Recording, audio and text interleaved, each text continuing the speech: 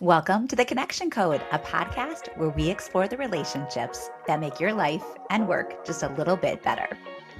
I'm Jeana Anderson Cohen. I started a business that tricks adults into making friends through fitness called A Sweat Life, and I'm working on a social gathering and event space in New Buffalo, Michigan now. So I am obsessed with friendship, connection, and gathering. Hi, I'm Gillman Rischall. I run a PR firm called 3PR focused on healthy food brands, and I'm also deeply obsessed with introductions and bringing people together that I think should know each other. So I brought the big question today, Rachel, and this is an episode with just you and me chatting it up. And we're going to talk about a deep one. I saw you and I in our prep doc both spending a lot more time being thoughtful with our preparation about this because it's about friendship breakups and estrangement. Today's big question is inspired by Hillary Duff, who recently released a new album that includes a song about her estrangement from her sister. And she talks about it in an interview with the reporter Anthony Mason. And it was really a tender moment where he gave her a lot of space and latitude to share in the way that she wanted about the impetus of the song. But the lyrics of a song on her new album are kind of a sad anthem of losing someone close to you and not knowing how to fix it. So Rachel, I am curious, what comes up for you when you think about estrangements or friendship breakups? It's a really inherently hard topic, but I think it's an important one. And I even felt myself initially not wanting to do this topic. And I thought, well, that's probably all the more reason to talk about it because we all experience this. It's just really distinctly uncomfortable. And so my lens is that not all relationships are meant to continue in perpetuity. Friendships end. Some family relationships, unfortunately, need to be severed or are. And that's a hard reality of life. I have a relative who has not communicated with me in over a decade, despite a few attempts on my end. And I've just had to accept that we are not meant to be in touch, but it is not a burden that I need to carry. Yeah, I share that too. I have someone in my life and my family who I don't really speak to. And it's tough because I really don't want to get in the way of other people having a relationship with this person too. So it creates a fence around not only not speaking to that person, but also how you speak about that person. Mm-hmm. I didn't even think about that. There's the respect fence, if you will. Like you're having an experience with this individual, but you don't want to infringe on other people's experience because it's a very delicate line to walk. Yeah. And you and I are both talking about that kind of like deep cutting, like familial estrangement.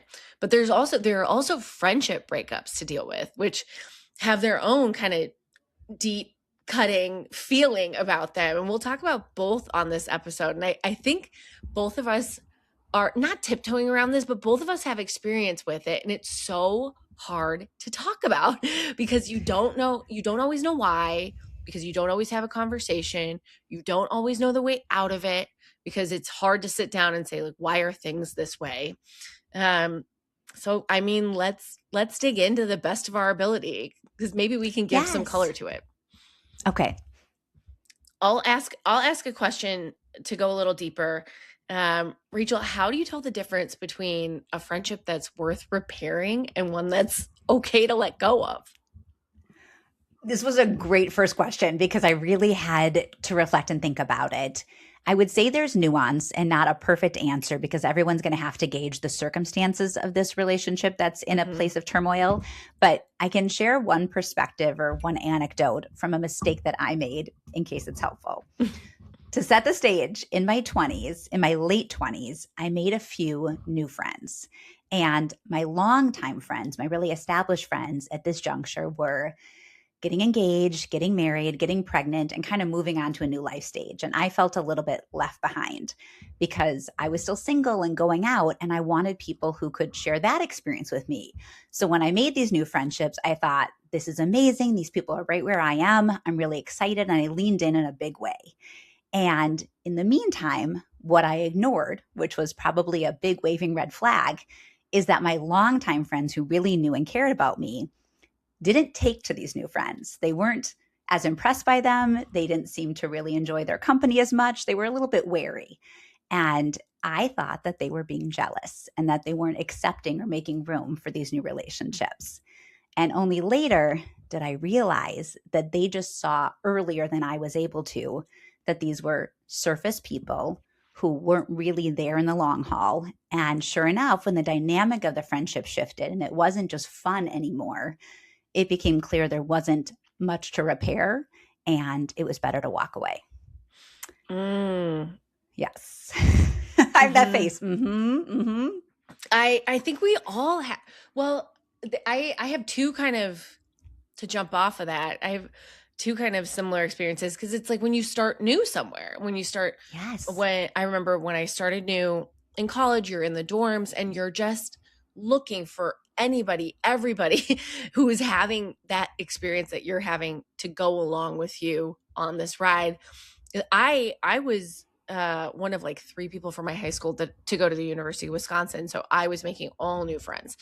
And so I was maybe 4, but I was looking for all new friends, and not everybody's going to stick. So you kind of have those experiences of finding someone to try to do things with. Those, it's almost, Rachel, like activity friends. You have these activity friends. Yeah, who don't stick around for the long haul. And then in your early 20s, when you move to a new city, that happens again. You need friends in the same life stage. Maybe they're your work friends. Maybe they're just people you want to go out with. But I've had the same sort of experience. When the going gets tough and you need someone to bring you soup, they're not always it.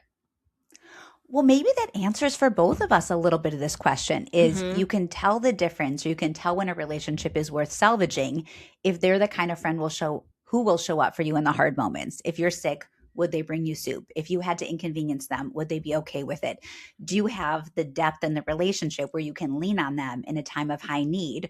Or are they really just an activity person? And if it's about going out or doing some activity where all you have to do is be social, that's a different camp than I'm really struggling. Can you be there for me?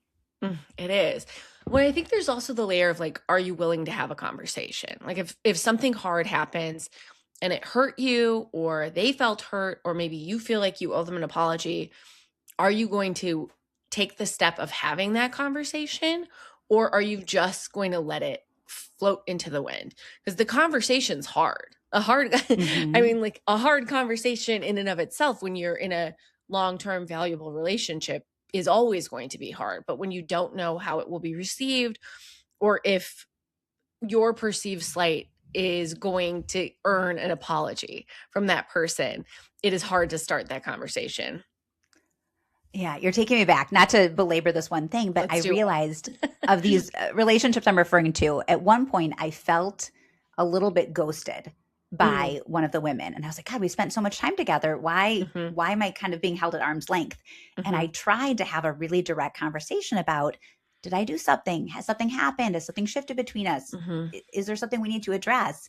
And her unwillingness to have that conversation really clued me into the fact that, oh, we're on different pages. I want to fix and mend whatever's going on. And I think that you might be ready to just step in another direction without me. Yeah. Yeah.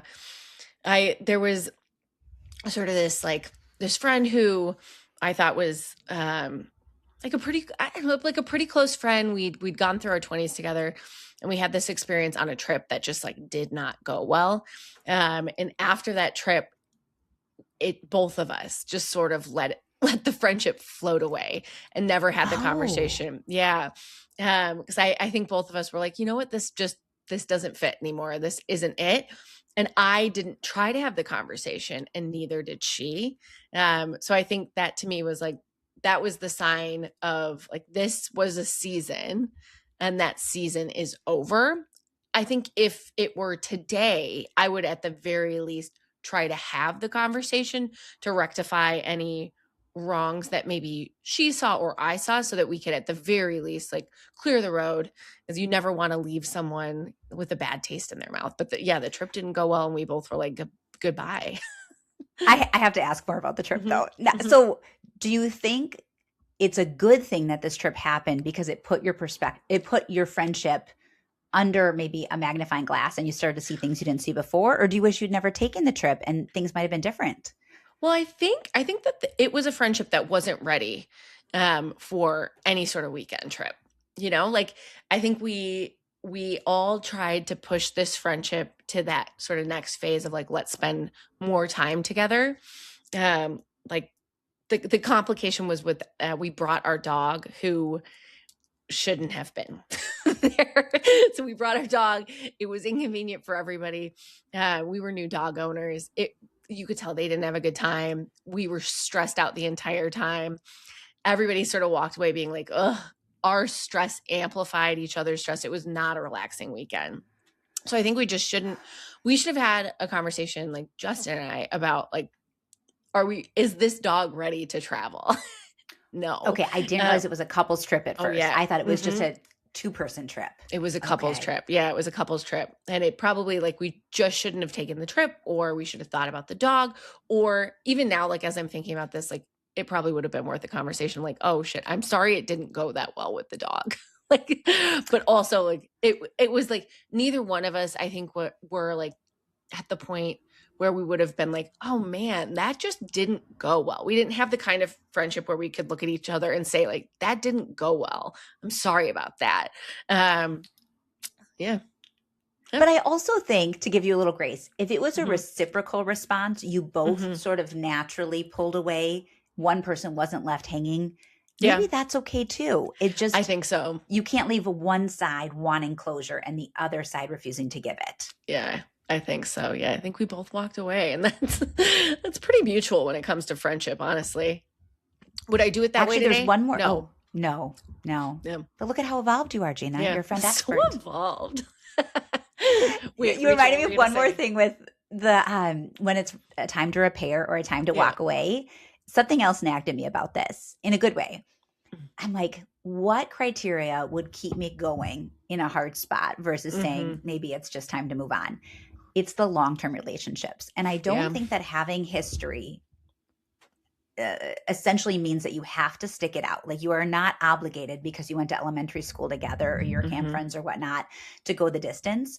But I do think that if you have a shared history with someone and you've really put in years to that relationship, it might give you pause. And I've had a couple long-term relationships, like I'm talking decades, where we've had rockier seasons where things just weren't in sync.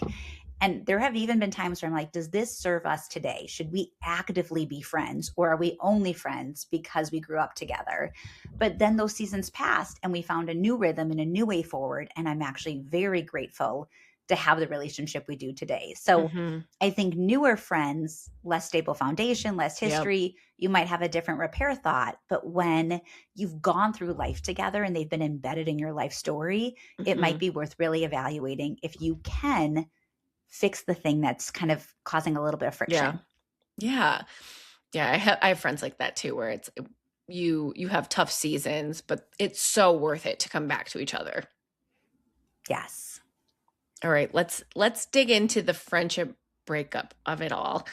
Do you think that friendship breakups hurt differently than romantic breakups, and why? I want to hear from you first on this one. Well, I think they hurt in a different way, but they hurt and you grieve them privately because we don't necessarily have language for it. Whereas like a romantic relationship, when it ends, there are things you can say colloquially to your friends that they just understand. Like if you say it didn't work out, they know that means that we ultimately decided that we're not going to be together forever. and if you say we wanted different things, the things that you wanted were not in each other. But for friends, we don't have that. We don't have like maybe we have some semblance of like we weren't a good fit. There wasn't like friendship chemistry there. We drifted apart, those sorts of things. But there's not a conversation that can be had. Whereas if you're ending something romantically with someone, you start it with, we need to talk. You have the talk. You leave it with, I wish the best for you. You don't say, let's stay friends, because you know that's not true. you know? And then you separate, you grieve, you move on with your life. But there's not that language either like in the relationship with friends or even as you're grieving and talking to other people. But maybe I'm wrong No, because there's one you're thing we so say. right. Yeah. Okay, go ahead. Well, think about the term falling out, which is so Yeah. negative and so loaded. So if you were Mhm. if you were friends with someone and then abruptly no longer friends with them, it becomes a falling out. I mean, Mhm. it's sort of uncharted terrain of how you move out of a friendship in a graceful way and say, we're just not going to be in each other's lives anymore. Mhm. Yeah. Oh, Like that's a great they point. you can use there's some shared language between romantic relationships and friendships. Like you can say they ghosted me and I don't know why. You can say we drifted apart. Like if you were in a situationship. But we don't have friendship situationships. I mean, like we're like activity friends, maybe that's a friendship situationship.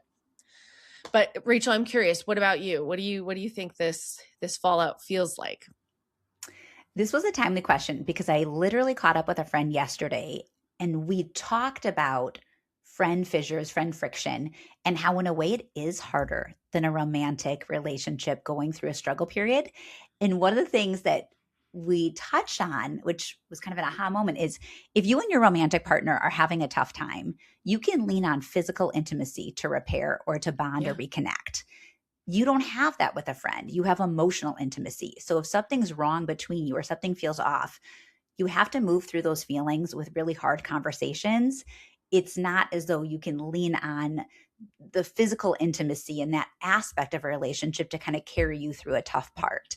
And I have had natural friend separations, I would say, where somebody moved away and we lost touch or our life stages diverged. Like there's a fade that I think everybody experiences that's fine, but a breakup is acutely painful. Mm-hmm. And if you end a relationship with a boyfriend, you can vilify him. You can be like, "Oh, he was awful." I mean, there Yeah. is sort of this thing where your girlfriends could rally around you and you could all say how terrible this romantic partner was and you can lean on your friend support system. But if Mm-hmm. the friend is the person you're going through the breakup with, that really leaves you in a vulnerable position. And I think it's a lot more complicated.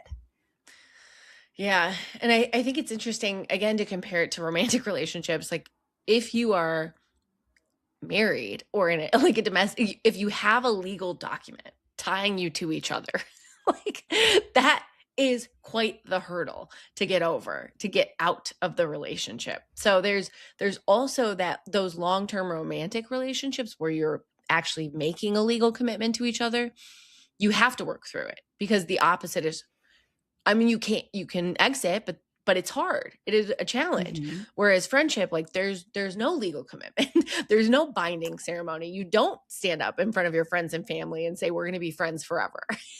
So like, You're right. You have to choose each other yeah, actively. You are yeah. what doesn't carry you through the hard times is a Oh formal commitment and a blended life. A my friendship god. is saying, I have to continually choose you and choose Yeah. us. It's very different. Oh my, as we're saying it, I'm having like this aha of like, I hope to God people start having BFF commitment ceremonies.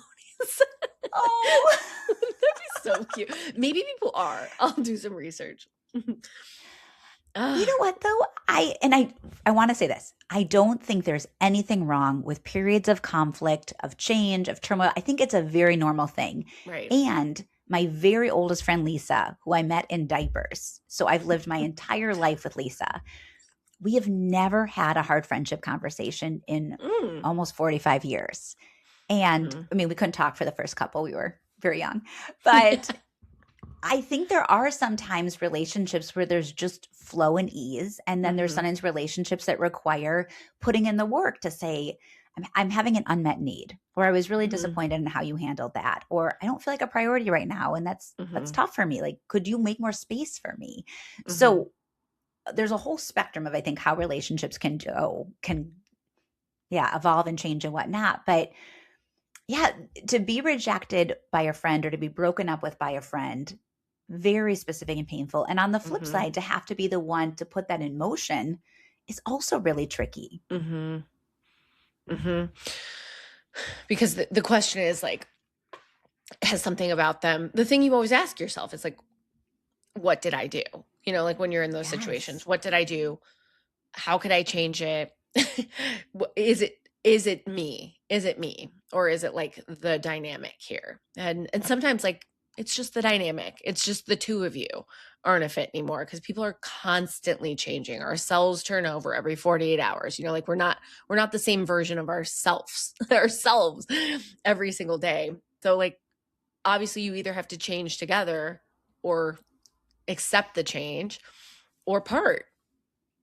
Yeah, Jeana, I had a really tricky situation with someone who'd been in my life a long time who I care about deeply, where after just feeling as though I was like stepping in the same emotional puddle over and Mhm. over and being like, oh, why is my foot wet? And I was like, I have to just meet this person where they are today. I have to almost Mm. pretend that our relationship starts now Mm. and here's where we are, and take the version of our friendship from different chapters and be like, Mhm. that's a wonderful memory. I have so much nostalgia and sentimentality for all those prior chapters, and they were really lovely. The friendship I can have with this person now is a new one. And if I choose to show Mhm. up for it, different expectations, Mhm. different ways we're going to operate, different frequency of communication. If I'm game for that, great, go forward. Yeah. But to expect that person and I to be as we were all that time ago was a recipe for disappointment. Yeah, because you also there's this other layer of like if you have a long friendship with someone and you're holding on to like bitterness and expecting from any like slight, perceived or real, Mhm. without having a conversation about it, you either have to have a conversation or completely let it go, because otherwise things just snowball. I think that was a really mature way of handling that, Rachel.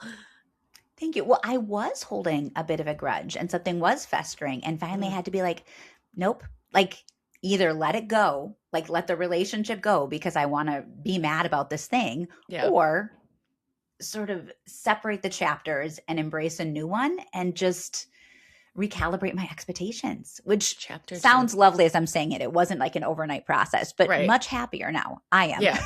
Yeah. That's nice. That's really nice. Let's talk about the conversations. Is there a way to have a conversation around a friendship breakup, like a final talk? You wrote something spectacular. Please, So please.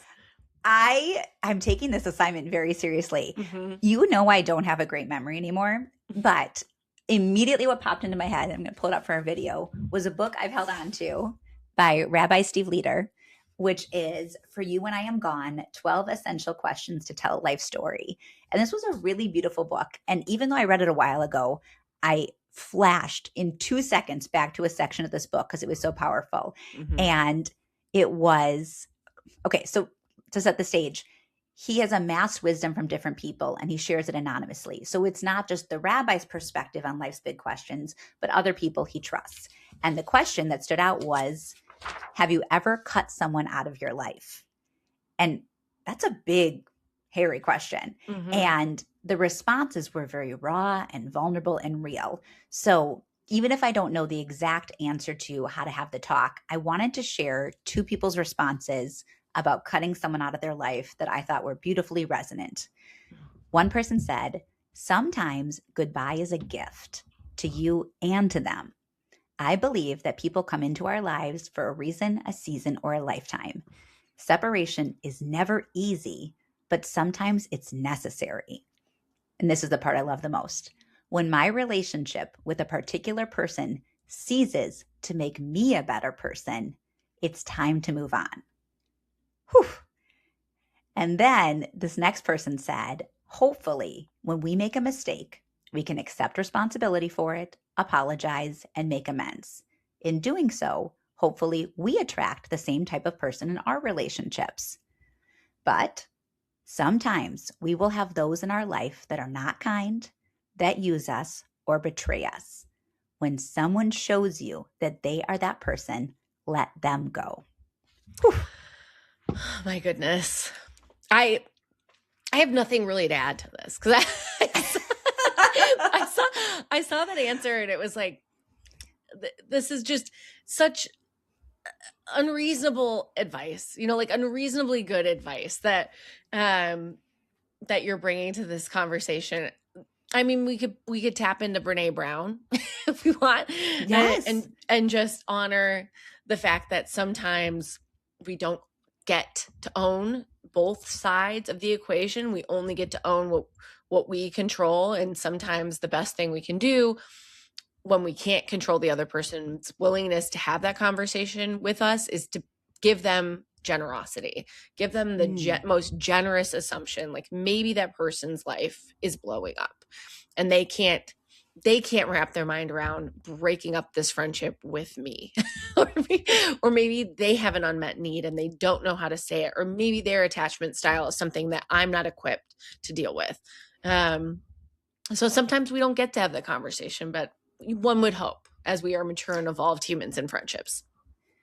Am I hearing right that you're saying, to quote Brene, it's like provide almost an unnatural amount of compassion to that person, even if you are struggling, and just assume the best possible thing on their end? Yeah, is that kind of what you're conveying? So her use of generous assumptions is basically like, inside of us, we tell ourselves a story. And often that story can be the worst possible thing about us or the worst possible thing about the person who we're in conflict with. So when we're in conflict with someone and we're making all of these assumptions in our head and telling ourselves a story. So like, doesn't want to be my friend anymore because is a jealous bitch. Like, it is the story I'm telling myself. Instead of making that assumption, a generous assumption would be like, whoa, just got a new job and maybe she is just completely underwater. I'm going to walk away from this right now to give her the space to come back to me when she's ready. But I assume that is a good person with positive intent. That's what I mean by that. I like that thought process. And I think it's just a good exercise in life to not take things as personally as you could, which in friendship, when it's a breakup, I mean, that feels extremely personal. Pretty personal. Pretty personal. It does. Yeah. But is somebody perhaps going through something of such magnitude that it's not truly about me and how I show up as a friend, and maybe more about how they are trying to keep their head above water. And therefore, I'm not even in the field of relevancy right now. Yep. Yeah. Are you ready for a closing question before we get to show and tell? Yes, which I feel you should go first because something really struck you. Yeah. Well, the last question is, what would you want someone going through a friendship breakup to hear right now? And I sent, to answer my own question, I sent you a clip.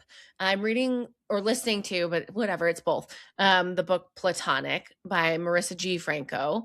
And she reminds us that the Platonic ideal of love isn't just like air quotes, just friends. Like we often think about it, where romance is the ideal and friendship is sort of like second best. What we have actually found, like philosophers mean by the Platonic ideal of friendship, is that it signifies this profound, often lifelong bond where individuals support each other's growth and understanding of truth. That is just to say that we shouldn't diminish the way that a friendship breakup feels in our lives, because it isn't, air quotes, just friends. Friendship is just as important and impactful as your romantic relationships. In fact, it can be even more impactful and profound depending on how you shape your life. So it hurts, and you should honor that. Rachel, what about you? I saw this question and I thought about an interview I just read today in the New York Times with the podcaster Jay Shetty.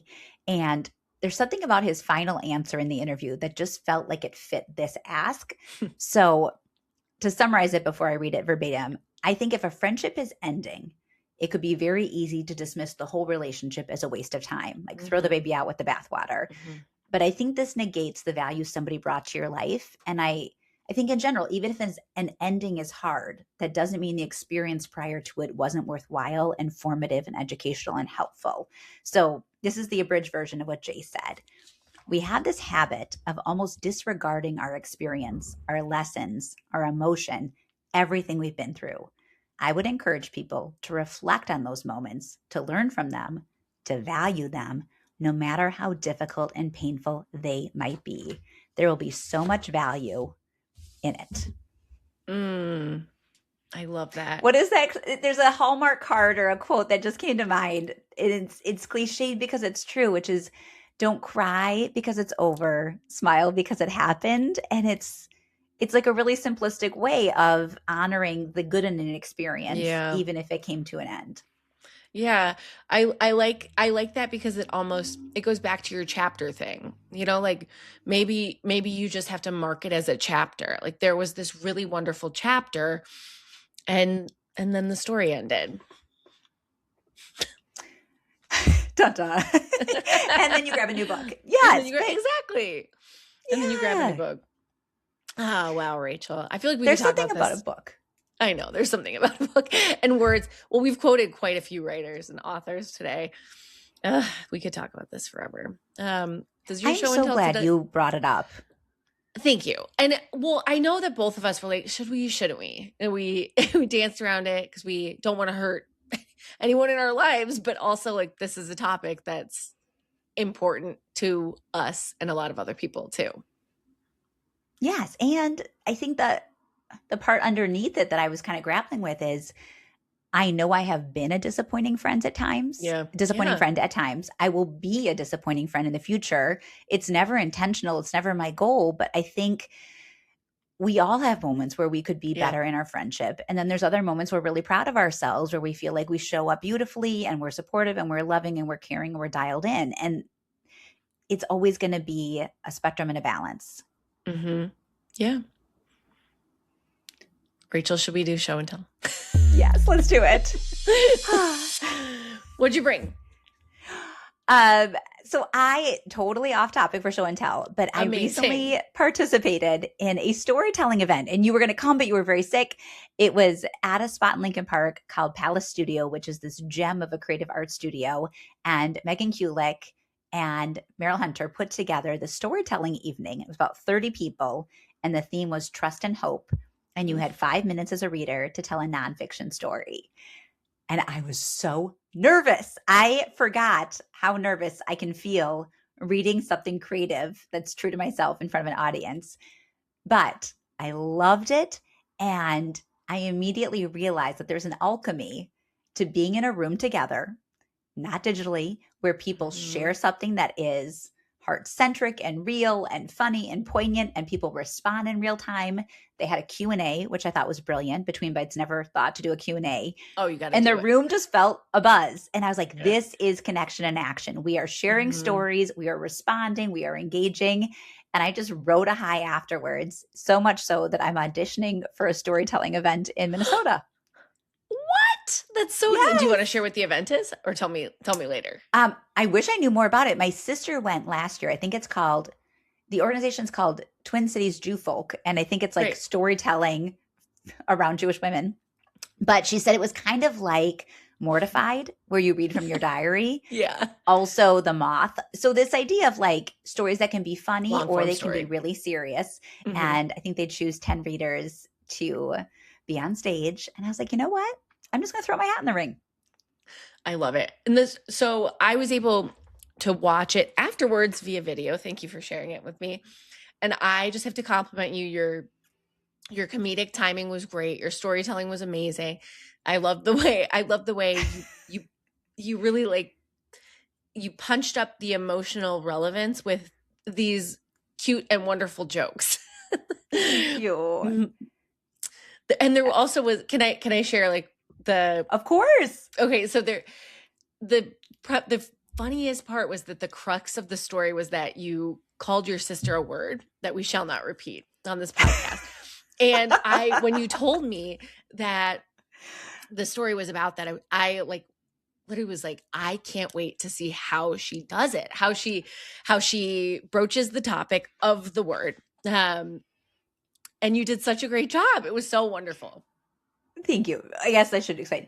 The theme was trust and hope. I ended up writing a story about my dynamic with my sister and how we fought ceaselessly as kids only to become best friends as adults. And then I'm watching this pattern play out with my daughters who drive each other absolutely crazy. And I'm leaning into trust and hope that one day they will discover that they actually care about each other deeply. But I did get really mad at my sister and call her a very inappropriate word in my diary when she was 10. Okay, Jeana, what is your show and tell? Okay, so this is also from the book Platonic.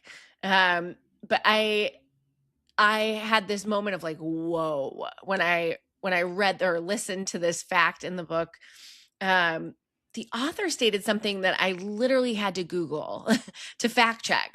Not that I would ever, because I've believed everything she said before this, but this felt like, whoa, I need to know for sure that this is true. And that's that deep emotional connection can increase the fear of loss in women, whereas in men, it reduces it. So women who are more connected feel the fear of like, this person could leave me in one way, shape, or form. Whereas in men, it gives them this connection, gives them security. Does that resonate with you at all, Rischall? I was really surprised because at first I thought it would be the opposite, that women would see deep bonds as certainty and security, and these people will be with me for the long haul, whereas men might be a little less trustful of that. So this just took me by surprise. I feel it in my bones. You do? Okay, say more. Because ever since my husband and I moved in with my parents in Michigan, I feel this sense of like, I can only equate it to like pack logic in dogs, where if anyone leaves the house, I'm like conscious that they've left and I watch them on Find My. And I just have this feeling of like tracking when they return. It's not necessarily like this anxiety that like I'll lose them when they go, but I'm aware that they're gone and I keep track of them, if that makes sense. Wait, I read this quote, or I interpreted this quote as not physical loss, like they would die or disappear on you or be out of your life permanently. I thought it meant like you'd be worried the relationship might run its course and that friendship would be over. But you're I think it's talking about a emotional fear. and physical loss. Yeah. Oh, Yeah. okay. That's a different anxiety, but I get that. I'm a worrywart about that stuff. Like even having the kids walk to a coffee shop, I'm like looking at their Apple Watches. Yeah. I want to know where you are. Not that I could stop anything, but I could get there quickly. So is this an innate, like a nurture quality with women to be more nervous about a relationship being in jeopardy? So they correlated it in the studies that I found to confirm it to hormones. They correlated it to like oxytocin plus estrogen, essentially. Like what was, but you know, like it's very hard to prove causation in those things because we study women so infrequently. So I would guess it's more like corollary guessing and hypotheses at this point. I'd love to read more about women's health and mental health in general being researched. Jeana, I love that you're such a researcher. It is one of my favorite qualities about you. Thanks so much. I'm a curious little cat. You are. Well, this has been another episode of The Connection Code, a podcast about friends, connection, work, and everything in between. This is a production by two friends, Rachel Gillman Rischall and Jeana Anderson Cohen. You can follow us on Instagram and on LinkedIn using our full names. We'd love to hear from you. Send us a DM or a message. And thanks to Ben Cleaver for editing this podcast. Goodbye. Thank you. Bye.